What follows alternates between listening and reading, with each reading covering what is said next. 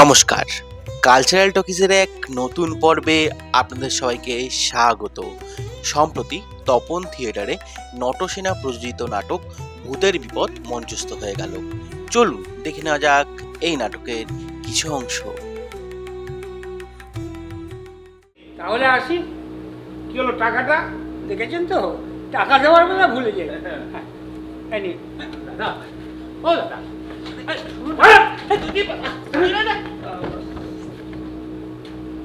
তাহলে যাই, সাবধানে যাবে।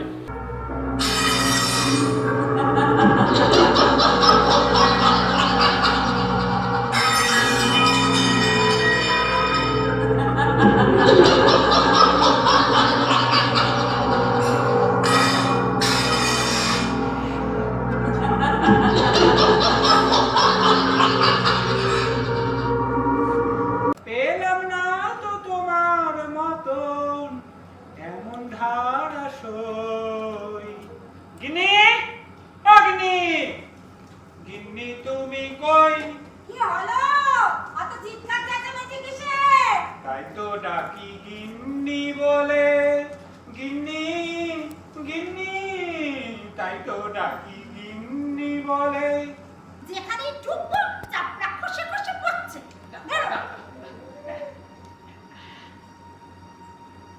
ও বাবা, কোথাও বেরোবে নাকি?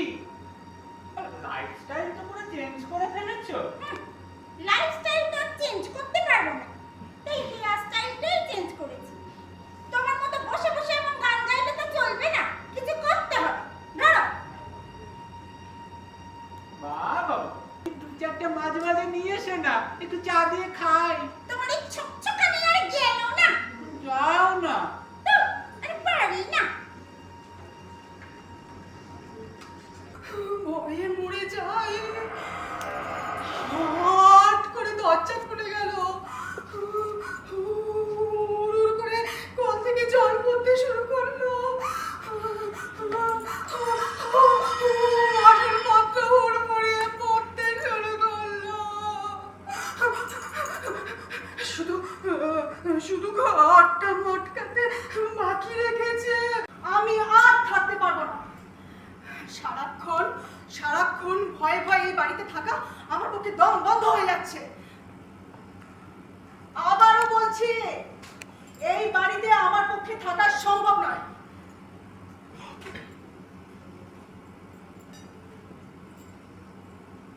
কি হলো?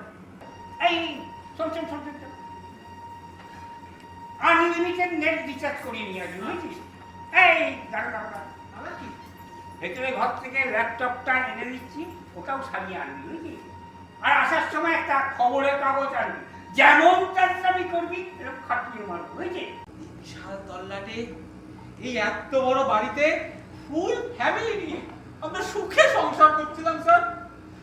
কাউকে টিকতে দিইনি, বিশ্বাস করুন স্যার, কাউকে এই বাড়িতে টিকতে দিইনি। কিন্তু স্যার, এবার যে আপনারা এলেন, আর কি আশ্চর্য, ফ্যামিলির কেউ তো ভয় পাচ্ছেনই না, উল্টে আমার ফুল ফ্যামিলিকে এমন খাটিয়ে মারছেন যে আমাদের অস্তিত্ব একেবারে বিপন্ন স্যার। অন্ধকারের বেতাজ বাদশা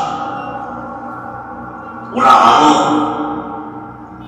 লোভ, হিংসা, ঈর্ষা ওদের। নমস্কার। আজ তপন থিয়েটারে আমাদের নবতম প্রযোজনা, মানে নটসেনার নবতম প্রযোজনা নাটক প্রদীপ মল্লিক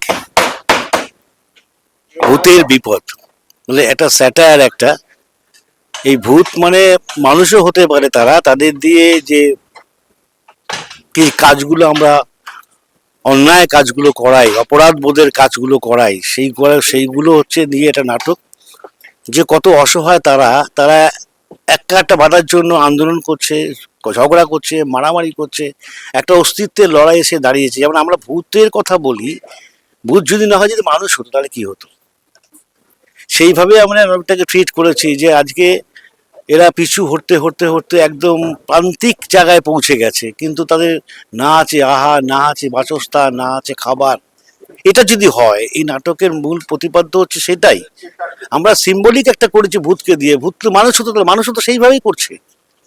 এই প্রশ্নটা আমি তুলে ধরেছি এবং আমার নাটকটা ভালো লেগেছে। এটা আমরা একটা ছোট শর্ট ফর্মে করেছিলাম 15 মিনিটের জন্য, সেটাকে একটু বাড়িয়ে টাড়িয়ে নিয়ে আমরা আজকে উপস্থাপনা করলাম। আমরা সামনের সপ্তাহে একটা ডেট ফিক্স করে নিই, এখনো সামনের সপ্তাহে একটা শো করব। আপনারা আসবেন, দেখতে আসবেন। আমরা বিজ্ঞাপন দেবো ফেসবুক, আমাদের বিজ্ঞাপন মানে তো বুঝতেই পারছেন, ফেসবুক, ইনস্টাগ্রাম, হোয়াটসঅ্যাপ, এইভাবে সাধারণ মানুষের সঙ্গে পৌঁছাই আমরা। আপনারা আসবেন, দেখবেন, নাটক খুব ভালো লাগবে, এটা আমি বলতে পারি। ভালোই প্রোডাকশন, খারাপ না।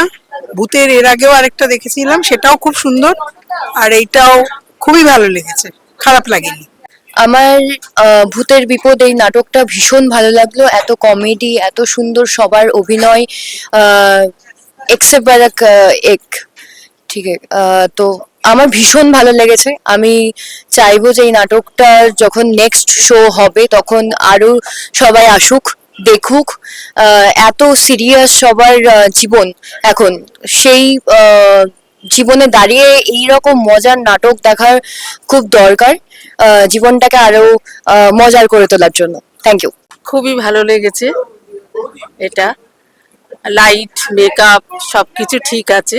আমি এদের আগের প্রোডাকশনও দেখেছি,